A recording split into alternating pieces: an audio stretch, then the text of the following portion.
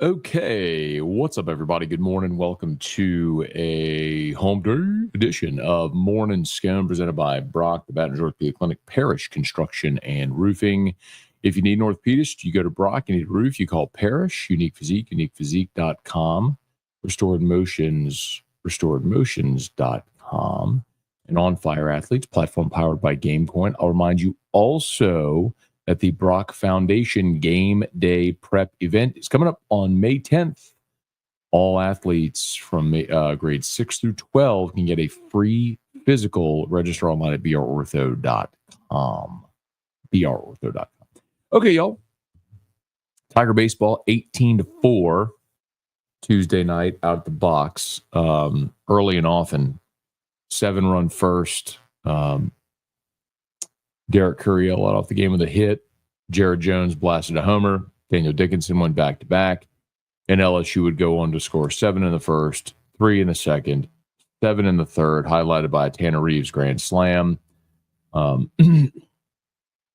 Tigers were up 17-0 through 2 2/3. It was pretty overwhelming. But look, you're a better team. You played a not great team, and you went and blasted them. Sometimes things like that happen. Sometimes you hit the ball hard and you're not rewarded for it. Sometimes you just hit it where they ain't. I mean, Jared Jones hit a major league fly ball into shallow right, and it fell between 3 guys. Goes in the scorebook as a single.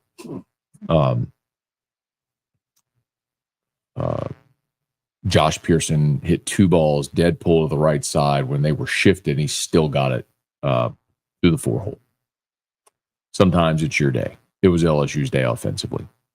William Schmidt was good. He did allow a hit, so 1 over the minimum in the first, just pitched 1 inning. Connor Ware struggled. That's definitely a storyline. I mean, that's a lefty they were really counting on in the last 2 outings. He has not been good. Only went 2/3 of an inning, allowed 3 hits, 2 runs, struck out 2. Walked a guy. So he had a wild pitch. Actually had 3. But, it's one of those things where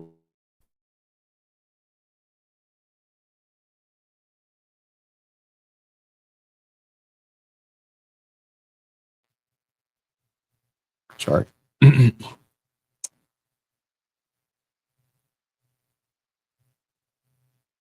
Sorry, I was looking at something.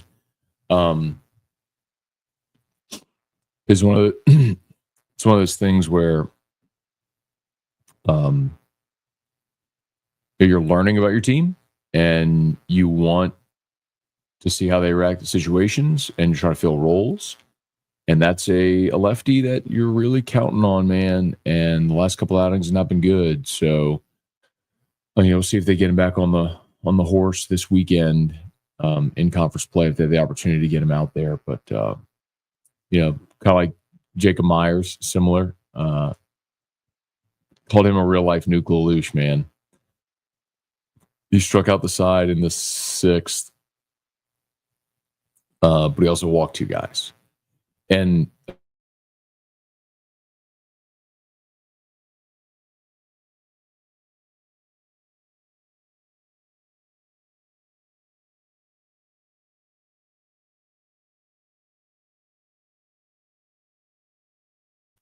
the video is buffering, sorry.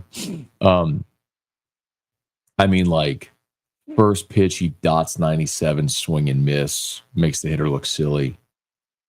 And then, like, the next 3 pitches are balls that are like, one of them goes to the backstop. It's like, what in the world just happened?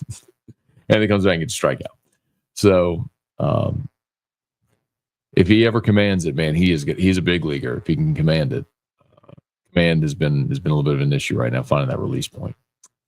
Saw Casey Evans get touched up for the first time this year. Allowed 2 runs in the 7th, but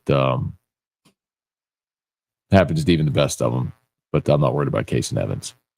Okay, y'all. We'll say some good mornings here. Please smash that like button, subscribe to the channel, Facebook, like the page, share the post. We appreciate y'all for being here with us as always.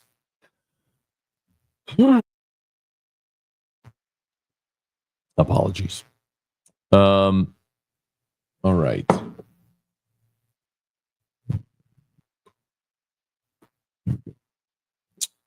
All right. Say some good mornings here. Hey, Thomas, good morning. Bubba Smith, good morning. Mojo, good morning. Randall, is Florida good this year? Sully has dudes on the mound. Yeah, Florida's pretty good. You'll find out a lot about Florida this weekend. They'll play Tennessee to open SEC play. That's certainly the marquee match, the series this weekend. Hey, Brian, good morning from Music City. All right. Hey, Big Sean, good morning. Jesse Brown, thoughts on the Saints signing Reid? Do you like the signing? So, in a vacuum, yes, I do.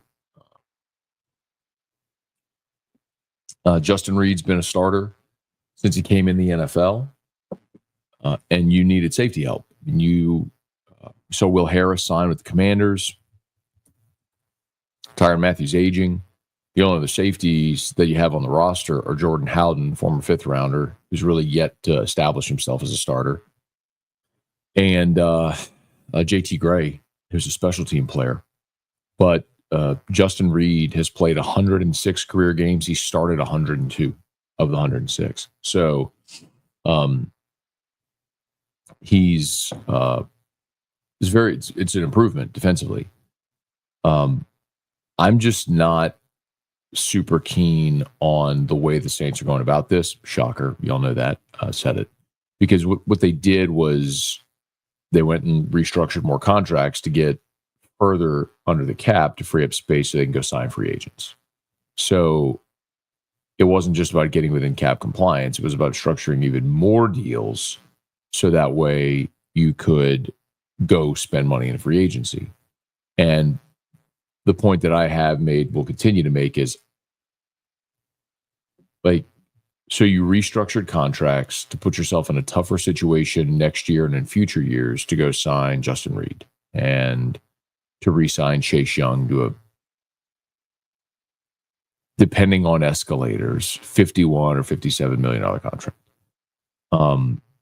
You re-sign Juwan Johnson to a 3-year, $30 million plus million contract. But does that help you win? I don't think so. So that's the problem I have. I would have rathered you gotten within cap compliance and stopped. And you piece your roster together how you can. You let the bad contracts cycle off, and you build through the draft, setting a foundation, and you build in a sensible way. Instead, this very much feels like you went and put a new coat of paint on a dilapidated building, bad foundation, and asbestos. Paint job looks good. Can you live there? No. Let's see, Brian. I saw the Saints signed a safety or corner from Kansas City. You know anything about it? That's Justin Reid, we just talked about. So Justin Reid is from Dutchtown. That's Eric Reid's brother. Played at LSU, was an All-American. Justin played at Stanford and came into the league with Houston, played there for 4 years, and now has played the last 4 years at Kansas City. So he's won Super Bowls and has been a good starting player in the NFL. I mean, he's an upgrade for sure. Thomas pumping out the hits, Dale. Crank it up, Dale. Hey, Brad. Good morning. When did the SEC start having SEC basketball tournament? Will they ever get rid of it? No, because the conference tournaments are where they determine auto bids. I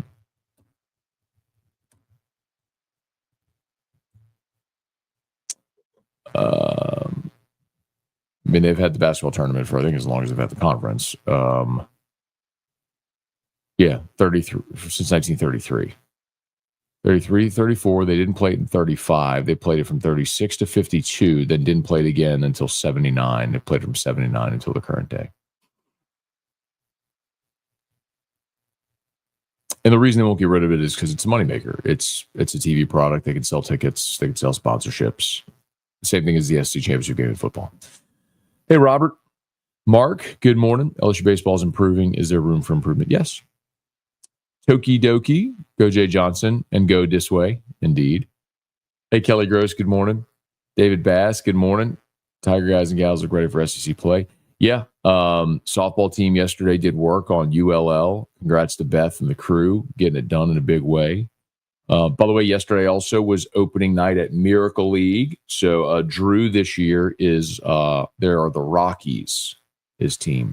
Last year they were the Giants. This year they're the Rockies. So I guess we're Rockies this year.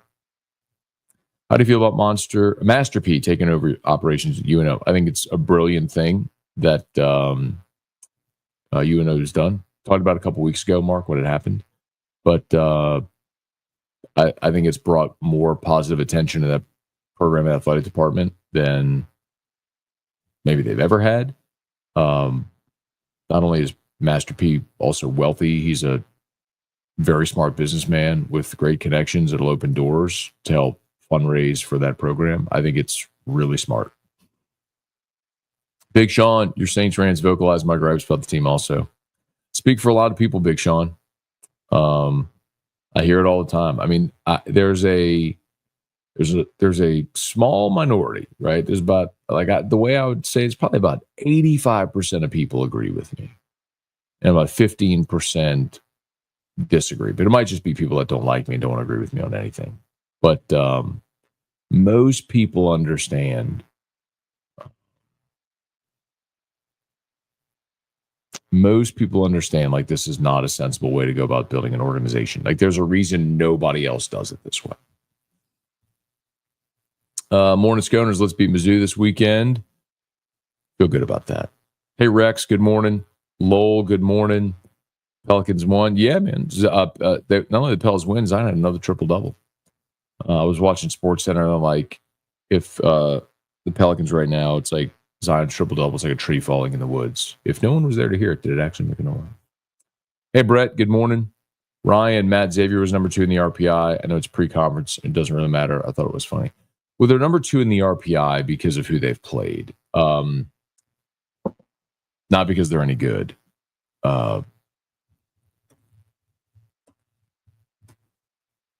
So God bless them. And this happens to a lot of teams from the Northeast and the Midwest, right? When their fields are literally frozen, they have to go different parts of the country in warm weather places to go play games. So they went and played one of those baseball classics in Arizona. They played number 7 Oregon State, number 25 Indiana, UNLV, and then number 7 Oregon State again.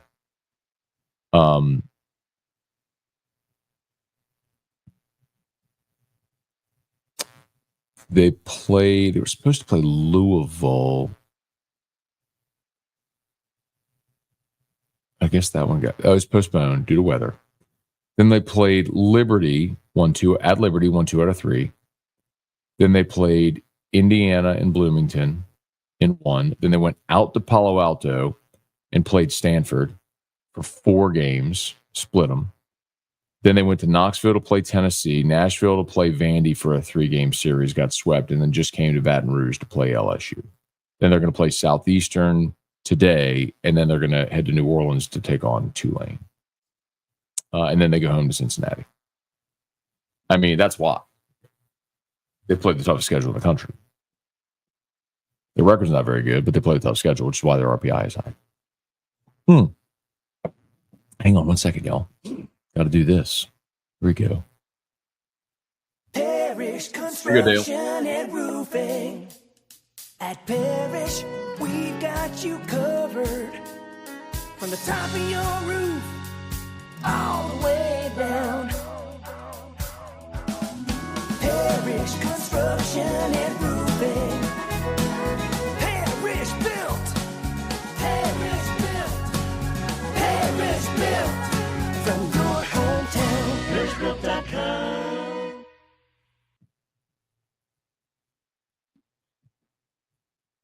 Okay. Remember, if you need an orthopedist, go to Brock. The Brock Game Day Prep event coming up Saturday, May the 10th. Free physicals for all athletes from grades 6 through 12. Registered brortho.com. And Parish Construction and Roofing. Love to help you out. You need that free, no obligation roofing inspection. We can help. parishbuilt.com. All right. Hey, Brian Wynn, good morning. Michael Zarang, morning, Matt. How do you think Chase Young will be in a 3-4 scheme?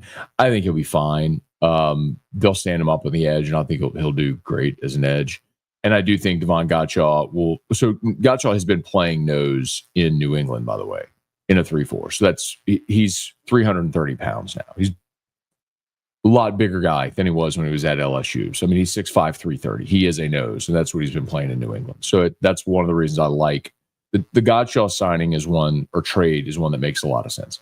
You gave up a future 7 to get a player that's been a starter for almost a decade, still productive, position of need, fits the defensive scheme that you're changing to, and it helps that he's also a local guy. So I like the Gottschall trade. Those are the types of deals I think those are the types of deals I think the Saints should be doing. Tiger Diver, Matt, we'll finish last in our division again.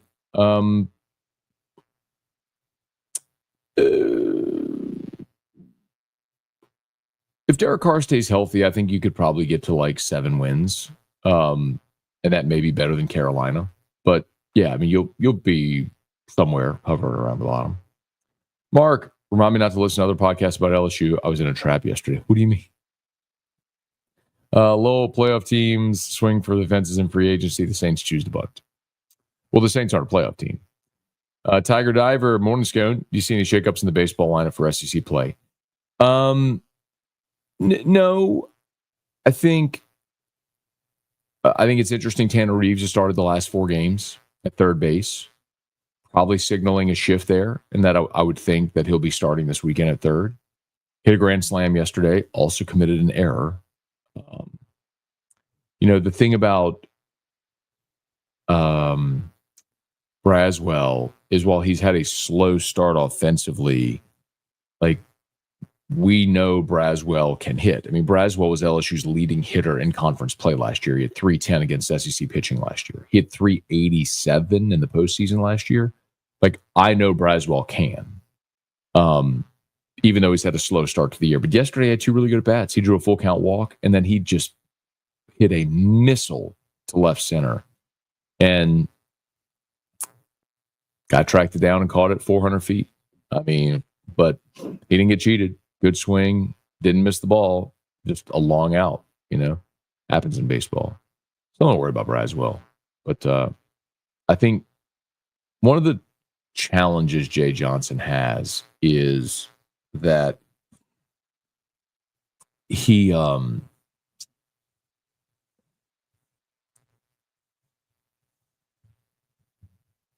went in the portal and in the high school ranks and signed a whole bunch of good players that are capable of and used to and expecting to start.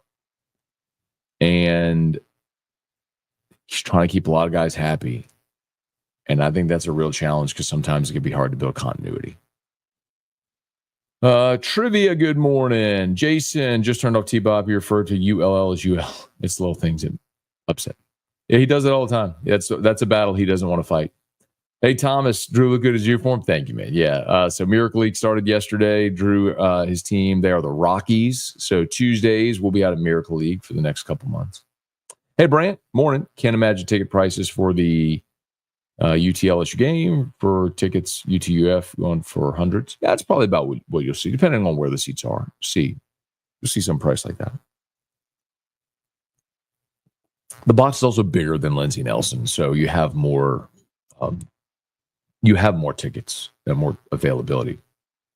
Hey, Guy, good morning. Is there press availability today during football practice? Yes.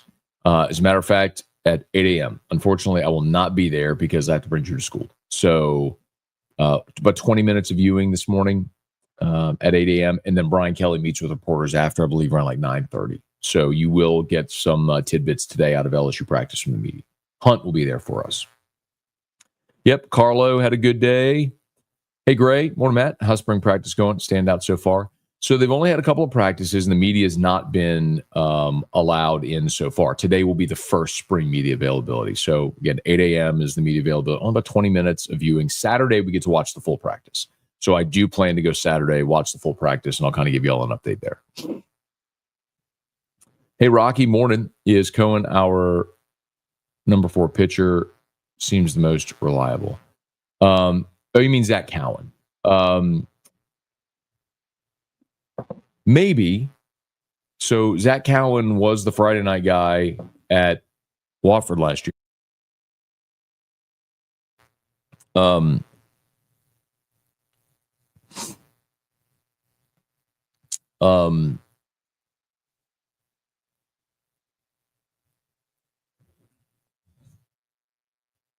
So that could be.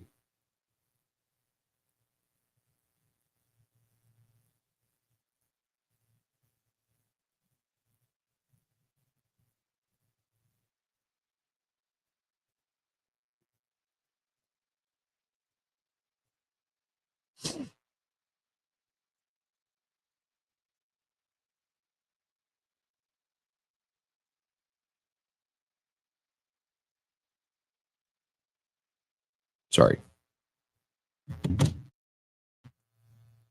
Oh, you're talking about Zach Cowan. So, so I would have told you Connor Ware was that guy. He struggled the last couple times out. It could very well be William Schmidt, or if they get in a spot, Zach Cowan could be that guy. But realistically, you're not going to need a 4th pitcher, a 4th starter, potentially until the postseason anyway. So, I think you look at, okay, what's the best role for a guy like Cowan? Well, right now, it's a guy that can give you long middle relief out of the bullpen in SEC play. So hypothetically, Chase Shores gives you 5 on Sunday. You can give the ball to Zach Cowan, who can go get you 6, 9 outs. Awesome.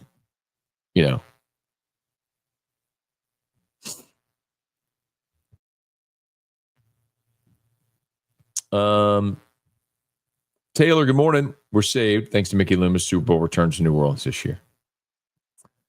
Bad rain coming Saturday. Cue the roofing music. I may need to come Sunday. Well, if you have an issue, let us know, Mark. We're happy to help. Our crews are in New Orleans. So, one of my partners, Joe, lives in River Ridge. And maybe a little breaking news. We are going to have a brick and mortar in the 504 open very, very, very soon. So we will actually have like a physical presence in the New Orleans area, not just, we serve the New Orleans area already, but we will have a physical office there soon. Hey, Thomas, 63 down, 64. Crank it up, Dale. Jason, good morning from a foggy North Shore. Parish built all the way. Eat your heart out. Mark, had Underwood come to LSU, do you think he would have forced Nussmeier's hand into the NFL draft? No. I think Nussmeier would have started in 2025, and you'd have been lined up with Underwood 26, 27. All right, hang on. Jesse, I agree with the Coda Paint reference on the Saints. I think this team has so many needs, they won't be able to address all of them in the draft. Well, yes, Jesse, I'm with you. And you have to add free agents. But let me just give you a very clear example. Will Harris was on your team last year, okay? He signed a 2-year, $8 million deal. Starting safety for you last year. Signed a 2-year, $8 million deal with the Washington Commanders.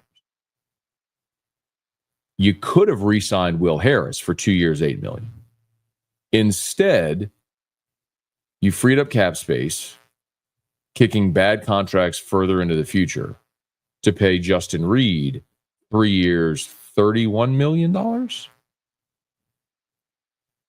You had a less expensive option of a starting caliber player that was already on your roster.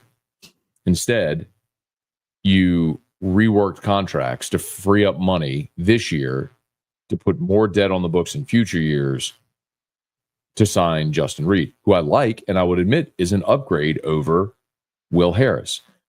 But is that the kind of signing that's going to get you, that's going to turn your organization around? No. Like if you were close And you could look and say, man, safety play was an Achilles heel a year ago, and we're going to need to get better there if you want to win the division, make a run in the playoffs this year. And you go sign Justin Reid. Awesome. I'm with it. I don't think you're Justin Reid away from competing. Yeah, Peyton Turner's gone, signed with Dallas. Good luck to him. Not his fault. Hey, Jeremy, good morning. Mike, good morning. Birthday in 6 days. What would be your choice of a gift to yourself? Portable sauna or cold plunge tub or do better? Well,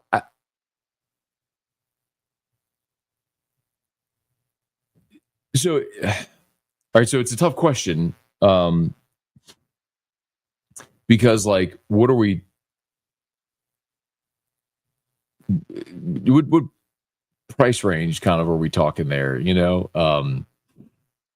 Like I cold plunge in the bathtub because I don't like how confined the portable ones are, the little pop-up ones. I like that I got more space in the bathtub. So I use that. So I would say that the portable sauna. But if you gave me an option, if I could only do one, cold plunge or sauna for moving forward, I would cold plunge. What up, Dale? Chance, I don't always agree with you about midweek games and bunting, but I agree 100% on the shift. Chance, if you disagree with me on midweek games, then you're flatly wrong. Like they played 20 players last night and used 9 different pitchers. Again, you could lose every single midweek game. All of them. You could lose every midweek game. Go 20-10 in conference, you're a national seed. They do not matter. If you want to argue they matter for continuity and to get guys experience, that's fine. But that's not the argument people have. People melt over the result. Like, how could you lose to fill in the blank team? Well, it's baseball, and teams lose baseball games. Every team does. The 27 Yankees lost baseball games. Tiger Poppy, good morning. And yes, and I hate the shift as well. We do agree. Hey, Quentin, good morning. Who Dat Tigers? Enjoy seeing Ole Miss taking to the woodshed against South Alabama.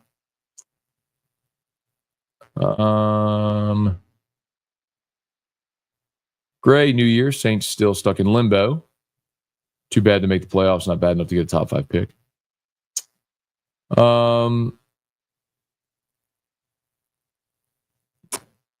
Brian, whatever happened to GameCoin? So GameCoin has launched their platform. That's, if you see right here, On Fire Athletes. Check it out, onfireathletes.com.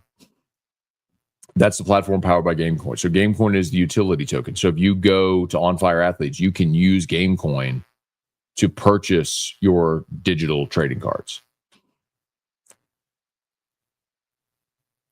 One more minute. Do you think Finley would start at Tulane? I really don't know. Michael Cook, good morning. Thomas, sure is nice having full weekend rotation going into SEC play. It's a rarity, man. Not very few teams actually have a 3-man rotation that's settled and that sticks the entire year. It's a rarity in college baseball to have that. Hey, Eric Hart, good morning. Hey, Matt, good morning. Myers is like wild thing in Major League. I'll talk about Jacob Myers from LSU. He is, man. I said Nuke LaLoosh from Bull Durham, but yeah, the arm talent is undeniable. I mean, it explodes out of his hand, but he's got to command it. If he commands it, he's a big leaguer. Weston, curious what do you think of the comps to Tennessee? They lead all statistical categories. LSU's number 1. How do you think we stack up against the Vols? So I told y'all, I might have said this yesterday. I don't know if y'all remember, but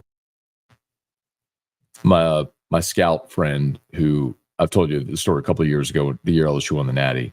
It was the first day of practice for LSU, and he called me. My phone rings about 8 o'clock at night. I knew he was leaving the box. So I answered. I was like, are we winning the Natty? He goes, yup. That's the best collection of talent I've seen on a college baseball field maybe ever.